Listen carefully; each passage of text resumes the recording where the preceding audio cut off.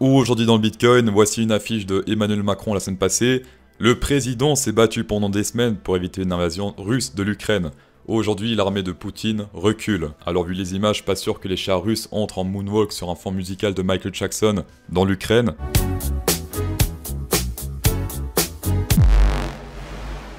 Qu'est-ce qui descend, qu'est-ce qui monte? On voit bien qu'ici, qu'est-ce qui descend? Tous les trucs spéculatifs, SP500, voilà.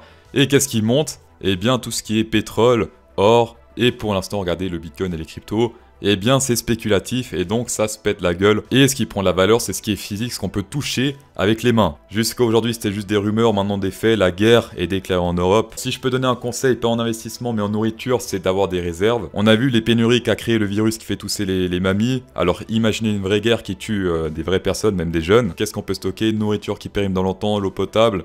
Et quelque chose que je peux pas dire en vidéo parce que je tiens à ma chaîne. Niveau marché Bitcoin, on est toujours dans ce range ici, le range gigantesque. Voilà, on s'approche de cette bordure, on l'a pas encore touché exactement.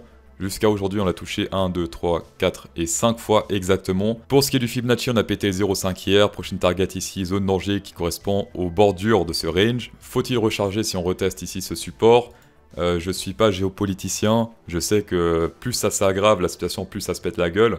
Si on reteste ici et qu'il trouve une solution, ce qui m'étonnerait qu'on trouve une solution d'ici demain, eh bien oui, on peut théoriquement rebondir si Poutine se dit vas-y c'est bon. Je crois, j'ai commis une erreur, je regrette, et là dans ce cas oui on peut rebondir. Perso, j'attends une stabilisation, non pas du marché, mais de la situation, de la crise politique, guerrière, tout ça. Voilà, pour l'instant c'est pas le cas, donc pour l'instant je n'achète pas. Au contraire, on peut se faire de l'argent en pariant la baisse, puisque là on est sur un bull market inversé, si on fait ici, hop. Donc pour ceux qui veulent se remonter un peu le moral, bah on parie comme quand c'est un bull market, sauf à la baisse. Sur ce graphe, j'ai inversé donc le RSI et le graphique pour faciliter un peu la vue d'ensemble. Donc on est clairement sur une tendance haussière, elle est baissière mais inversement on est haussier. Qu'est-ce qu'on voit ici? On est sur une divergence bear potentielle, ici c'est presque tout droit, et là ça descend clairement. Tendance haussière, donc pareil la baisse c'est un peu risqué. Bien sûr ici c'est trop tard pour entrer dans l'ascenseur, on court pas derrière l'ascenseur, derrière le train. Donc on attend au moins une correction hop pour prendre le train, combiné avec une divergence de préférence, hop. Là ça monte, là ça descend, et là oui on peut prendre, vu que la tendance est haussière. Sinon le max pain prise de demain pour vendredi, toujours à 40 000. Alors là, totalement à côté de la plaque, on a 35 000 et le max pain prix c'est à 40 000. Donc là, la sélection naturelle ne fait pas bien son travail. C'est Poutine qui doit prendre le relais. Niveau sélection naturelle, over on Binance, aussi bizarre que cela puisse paraître. On est ici sur de la sélection naturelle plutôt haut, ici vers les 38 300. C'est la zone où il y a le plus de gens à sélectionner. Plus bas, il y en a également, mais moins que dans cette zone-là. Ça commence vers les 37 000 et ça finit vers les 38 500. Pour ce qui est du long short, c'est plutôt équilibré ici. 52% de long pour 48% de short. Sur Binance, il y a clairement plus de long ici, comme on peut le voir, mais ça s'équilibre sur les autres plateformes. On va passer en fort Hour Candle. Qu'en est-il de la Triple Divergence Bull ici? Il y a quelques jours, donc là ça monte 3 fois, là ça baisse 3 fois. Première target ici, si on prend le FIB standard, on le met ici sur le top, ici sur le bottom, hop. Alors regardez ça, on l'a juste pas atteint, ça c'est dommage. Bon après, on peut peut-être comprendre pourquoi, mais quand on fait des backtests, c'est plutôt rentable. Par exemple ici, le dernier Triple Divergence Bull ou Bear, c'était là, Triple Divergence Bear, là ça descend 3 fois, là ça monte 3 fois, et hop, confirmé sur cette bougie, et après on fait quand même quelques bénéfices à la baisse. Après également, comme j'avais dit, ça c'était de la contre-tendance puisque là c'est Bear. Ici on était Bear, on n'a pas à la baisse, et bien ça a mieux fonctionné puisque c'était pas de la contre-tendance. La Divergence Bull s'est transformée en Divergence Bear ici, puisque là c'est tout droit. Hop, et là ça descend clairement de manière très forte, et après hop, on s'est pété la gueule. Comme d'hab, tendance baissière, on privilégie tout ce qui est Divergence Bear. Là ça s'est affiché un peu en retard, je sais pas si le MACD, le VMC affiche ça un peu plus à l'heure. Sur cette bougie là, voilà, sur cette bougie là, la divergence était confirmée selon le VMC. Ceux qui ont tradé avec le MACD, eh bien c'était un peu en retard puisqu'il s'est affiché sur cette bougie là. Voilà, j'ai également parlé de ce broadening pattern, je dis attention, les broadening patterns, les débutants ne traitent pas. Ça c'est des trucs qui marchent plutôt bien, on l'a pété à la hausse. Et ensuite, qu'est-ce qui s'est passé? Regardez ici, on l'a pété à la hausse. On m'a dit à l'oreillette, et CryptoSauce, je crois qu'il faut que tu ailles voir une chaîne. Je suis allé voir la chaîne en question, regardez ça. Voilà. Donc maintenant, Carl Demoon trade les broadening patterns, donc attention, c'est devenu un truc de débutant. Il y a encore quelques mois en arrière, il ne tradait pas ça, il tradait uniquement les triangles standards. Maintenant, les broadening patterns, donc attention à ça. Il a rebondi ici, il a retesté le bottom de ce broadening pattern. Ça veut rien dire, hein, d'accord? C'est les breakouts qui comptent, c'est pas les rebonds. Avec le FIB, il teste pas encore la zone danger. Il est ici, il a rebondi au milieu de nulle part un peu. Le support est un peu plus bas si on retire, voilà. Donc il a presque rebondi dessus, mais ça compte pas. Il faut vraiment qu'il teste au moins ce niveau danger ici pour rebondir. combiné avec ce gros support de range en semaine lee, voilà. On va passer sur le funding rate comme vu avant. Il y a plus de longs dans le game que de shorter ici, donc c'est les longs qui payent des frais aux shorters. Ça me paraît très bizarre parce que c'est très bear et pourtant actuellement les longueurs payent des frais. Et pour ceux qui ont suivi le cours CryptoSauce, vous avez bien vu qu'il y avait un problème ici sur le haut pour intérêt, puisque là c'était tout droit, d'accord. Donc ici personne n'était intéressé par acheter, le prix montait, les futurs n'étaient pas intéressés, et forcément quand les futurs sont pas intéressés, qui traitent pas, et bien à un moment ça lâche. Ici pareil, le prix monte et ça fait que descendre ici en rouge, ça descend en chute libre.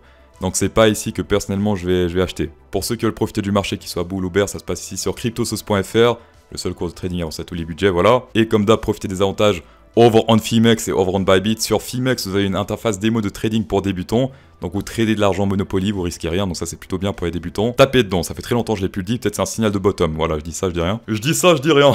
Oh, énorme Gérard. On va passer over on gold. Bitcoin valeur refuge, laissez-moi rire. Comme on peut le voir ici, l'or comparé au Bitcoin, eh bien l'or explose, le Bitcoin se pète la gueule. Le Bitcoin c'est un peu l'or mais inversé niveau graphe.